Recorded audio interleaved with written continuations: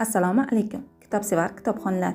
Ohangaron shahar axborot kutubxona markazi sizlarga yangi kelgan adabiyotlarimizdan yozuvchi Mirim Muhsinning Bir ona qismati nomli kitobini o'qishni tavsiya etadi.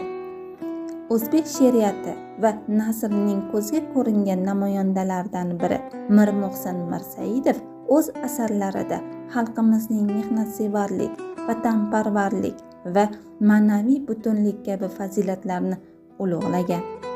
Ushbu kitobda bir onaning qismati hikoya va qissalarida dunyoning bir qancha o'lkalaridagi odamlar hayotidan, shuningdek xalqimizning maishiy va o'tmish hayotidan hikoya qiladi. Bu kitobdagi hikoyalarni o'qir ekansiz, mo'tabar zot onaning qanchalar ulug' zot, vatanning qanchalar muqaddas ekanligini, shuningdek do'stlik, mehr-oqibat, insoniylik, yaxshilik kabi insoniy fazilatlarning ulug' ekanligiga guvoh bo'lasiz. Aziz kitobxonlar, ushbu kitobni o'qishni xohlasangiz, Ohangaron shahar axborot kutubxona markaziga tashrif buyuring.